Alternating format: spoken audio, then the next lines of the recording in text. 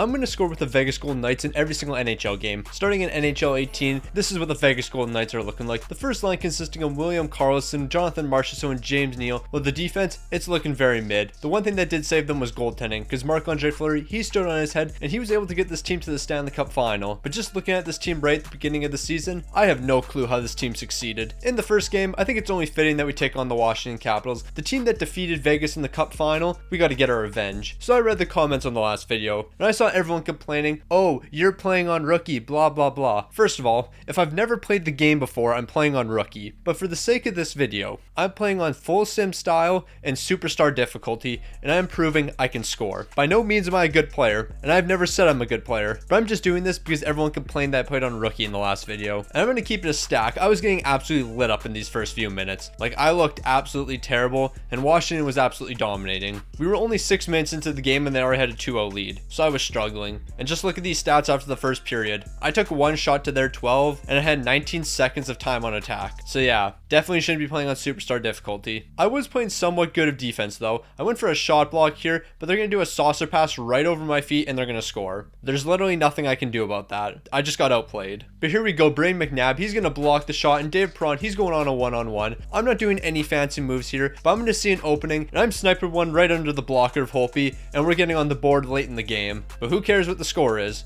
We're on to NHL 19. In NHL 19, the team's looking a lot different with the additions of Max Pacioretty and Mark Stone. And taking a look at the defense, it's definitely improved with Shea Theodore now leading the way. And in net, of course, we got Marc-Andre Fleury. Coming off that fantastic first season with Vegas, he's looking to capitalize on that momentum. But we all know what happened in the playoffs. San Jose got that power play and they went to work. So we're going to take them on in this game. In this first game against San Jose, we played way better defensively, but I could get nothing going offensively, and we ended up losing 1-0. So we're going to try to run it back against these guys, but I took so many penalties, is actually a bit ridiculous. But can somebody explain to me how this guy got a penalty shot over this? I barely touched him, he fell over, and he's getting a penalty shot off it. Honestly, I think the refs are just hating towards us. So I'm going down with Riley Smith. We're on a 2-on-2. I'm doing a move in between the legs and trying to get a shot off, but it's going to be blocked. I'm picking the puck up right behind the net, dishing it over to Peary, who's wide open on the right side, and he's going to snipe this one past Martin Jones. It wasn't a fancy goal, it wasn't a nice goal, but it's a goal, and that means we're on to the next game. Jumping into NHL 20, the team's looking even better. Chandler Stevenson, he's slowly starting to develop, while Max Pacioretty, William Karlsson, and Mark Stone are leading the first line. Looking at the defense, it's looking fairly similar to last season,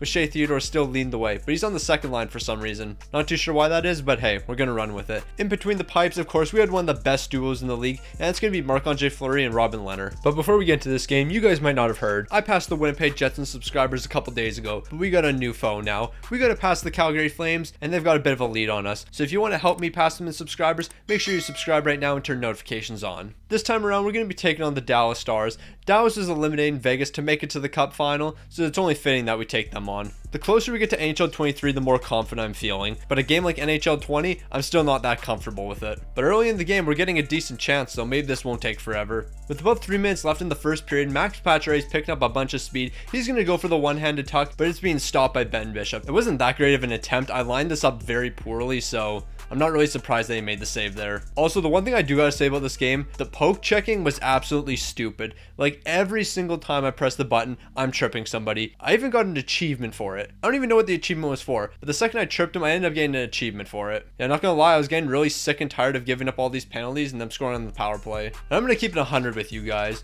A controller was almost broken in the making of this video, because for some reason in NHL 20, I could not score for the life of me. Like, I was getting screwed no matter what. 2-on-1, wide open net, somehow Ben Bishop's making the save. I got to the point where I was just getting mad and I just started running players over. Like, bro, I don't even know what was going on in this game. I just got so frustrated. So this is how you know I was being absolutely screwed over. I'm getting the puck behind the net. I'm going for a wraparound. How does the puck jump over my stick? This part makes absolutely no sense to me. Like, it just decides, yeah, no, I'm not going to be on your stick anymore, and then I lose it. So I'm going to keep it a stack with you guys. I played this game for way too long. But here's a saucer pass right towards the net. Ryan Reeves is going to miss it, but somehow it's ending up in the net. The ref's calling for goaltender interference. We're not classifying this as goaltender interference. We're calling this a good goal. Yes, Ryan Reeves definitely ran Bishop over, but Dallas is putting it in their own net themselves. So technically, we're going to count this as not in goaltender interference. I don't really know. I'm just tired of playing this game. Yeah, this is like my least favorite NHL game. I hated every second of playing this. So jumping into NHL 21, of course, we already know what the team's looking like. A majority of the core is still together. The defense, of course, they had Alex Pietrangelo in the offseason. He was the biggest addition for them. And taking a look at goaltending, the duo of Robin Lehner Leonard and Marc-Andre Fleury still together. Of course, we're going to be taking on the Montreal Canadiens. It should be no surprise about that. The fact that 2 years ago Montreal made that run made absolutely no sense. Toronto should have taken them out in the first round, but they completely folded. And then Winnipeg folded. And then Vegas folded. The only team that didn't fold against them was Tampa. Like, let's be completely honest. Montreal should have lost in the first round in 4 games. So if you thought I got screwed against Dallas,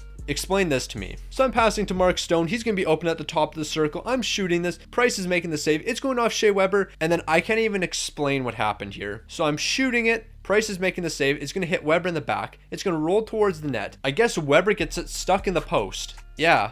I don't know what to say about that. It didn't take us long to get back, though. Riley Smith's going to get absolutely lit up, but Cody Glass is picking the puck up. But he's going to dish it to Max Pacioretty. He's going to do a little move here, and we're scoring on Carey Price, and we're off to NHL 23. So this is the game I probably feel the most comfortable with. Jack Eichel, of course, he was the biggest addition for the team. The defense is still looking amazing, and Robin Leonard, he has to carry the way this season. Marc-Andre Fleury's gone. And with Fleury being on the Chicago Blackhawks, that's the team we're going to be taking on next. Chicago might have a 1-0 lead with a couple of seconds left in the period, but Nick Waug's controlling the puck. He's breaking off 2 defenders, and he's going to score the ugliest one-handed tuck I've ever seen in my life. I don't know how this got through Marc-Andre Fleury's pads, but it did. So we're just going to run with it, and we're classifying it as a gold. Jumping into NHL 23, we know what the team's looking like. Of course, they're without Max Pacioretty now. He got shipped off to Carolina. The defense is looking fairly similar, and the goaltending, yes, I know Robin Leonard's out for this season, but I'm having him play as my starting goaltender. It doesn't really matter. Just deal with it. And I think it's only fitting that we take on the reigning Stanley Cup champs, the Colorado Avalanche. Let's take them down. So I'm done messing around. I want to get this done really quick. This game, it's fairly similar to NHL 22. I mean, it's basically the exact same, except for the lighting's a bit different. And there's the odd difference in presentation. Other than that, this game's the exact same. So we got on the power play with about 7 minutes left. What I'm going to do is I'm going to win this face-off, and Shea Theodore, he's going to snipe one. The very first shot, Georgiev's making the save. With the second one,